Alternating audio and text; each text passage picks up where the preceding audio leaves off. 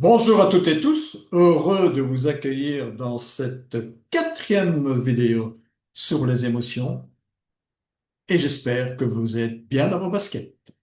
Alors, je débuterai cette quatrième vidéo par la petite question du jour qui est, d'après vous, qu'est-ce qui fait que nous pouvons réagir directement émotionnellement sans prendre le temps du recul d'être dans ce que l'on va voir dans l'action-réaction? Eh bien, on parle pour ça de raquette émotionnelle ou de prise d'otage émotionnelle. C'est l'effet de l'action-réaction, tout simplement. C'est que l'on est empêché de prendre du recul. Alors, le raquette émotionnelle intervient quand l'émotion devient trop forte et prend toute la place dans notre cerveau, prend le pas sur toute logique. Ce n'est plus vous qui êtes maître, c'est votre émotion. Ce qui, bien sûr, nous empêche de prendre du recul. Et au niveau des situations qui sont déclencheuses, trois zones principales dans notre cerveau accueillent les situations qui sont les déclencheurs émotionnels et qu'est-ce qui se passe-t-il? Et qui régulent justement nos manières de fonctionner et de réagir. Voyons tout ça avec un schéma et je me retournerai pour un peu vous expliquer ça plus amplement. Alors, trois parties de notre cerveau sont concernées. Il y a la partie ici, c'est la partie reptilienne, vient ensuite la partie limbique et enfin le néocortex. Alors, voyons voir comment une situation qui déclenche une émotion, voyons ce parcours. Première zone, c'est la zone A, c'est la partie qui concerne le cerveau reptilien. La zone 1, c'est ce qu'on appelle la zone réflexe.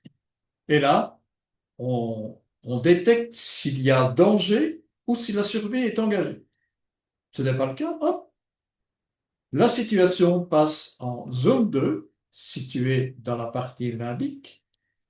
Et là, c'est la zone d'apprentissage. Et là, on détecte s'il y a un caractère urgent ou pas. Il n'y a pas de danger, survie non engagée, il n'y a pas de caractère urgent, hop, la situation passe en zone 3, zone d'analyse située dans le néocortex. Et donc, la logique, c'est ce trajet-là pour ce qui concerne une situation qui déclenche un état émotionnel. Et donc, maintenant, voyons voir qu'est-ce qui fait qu'on peut être dans l'action-réaction. Ben, tout simplement, c'est lors d'une lecture d'un mail, d'un SMS, et j'insiste sur les deux mots, j'insisterai jamais assez sur ce mot, c'est la perception et l'interprétation que vous faites du message que vous envoyez qui va faire que vous êtes dans cette action-réaction. Et vous allez directement retrouver ce que je viens de vous dire, hein. Si vous envoyez comme message de manière inconsciente, j'en conviens, que pour vous, ce que vous lisez là a un caractère de danger ou de survie, ben, l'information, elle va s'arrêter en zone 1. Elle n'ira pas plus loin.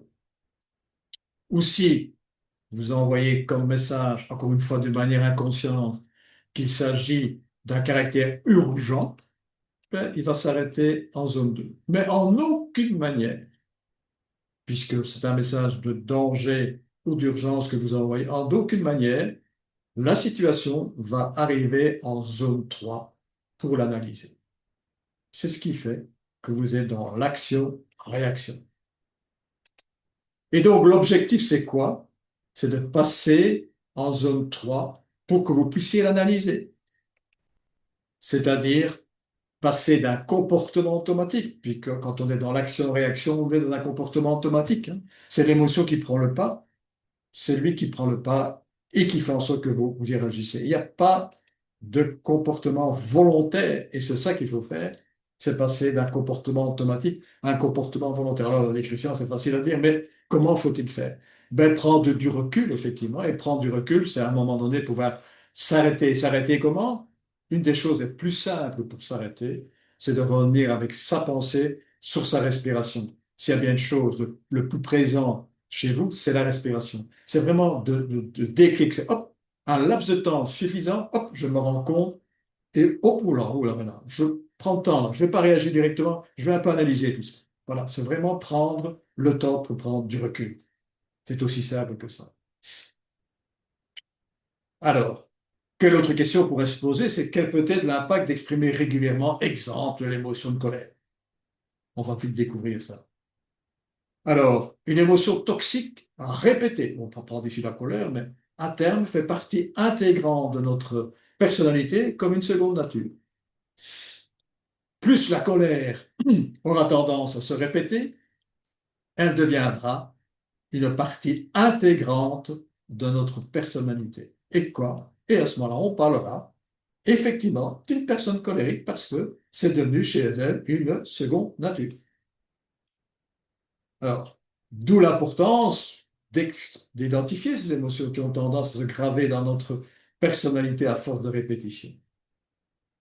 Et pour ce faire, sonder notre entourage. C'est important, que ce soit pour les émotions ou autres. C'est toujours important de se faire aider par l'autre. Qu'à un moment donné, écoute, et là, tu deviens colérique, hein, ou bien vous allez vous-même sentir, ouf, c'est bien grave, mais faites-vous aider. C'est important dans votre entourage. Et bien sûr, je terminerai cette vidéo par rappeler les deux livres. Apprenez à démêler vos émotions, le cadeau, les tests. Vous verrez qu'il y a toute une série de tests que vous pouvez acquérir, et ce gratuitement. Le coaching sans limite, je ne cesserai de le dire, c'est pas d'arnaque, c'est de la réalité. Déjà plus d'une dizaine, ou même plus de personnes bénéficient déjà de ce cadeau. N'hésitez pas. Le site, bien sûr, la newsletter. Et alors, la phrase de Voltaire, la belle devise, hein, j'ai décidé d'être heureux. C'est bon pour la santé. Merci de votre écoute et surtout, à la prochaine.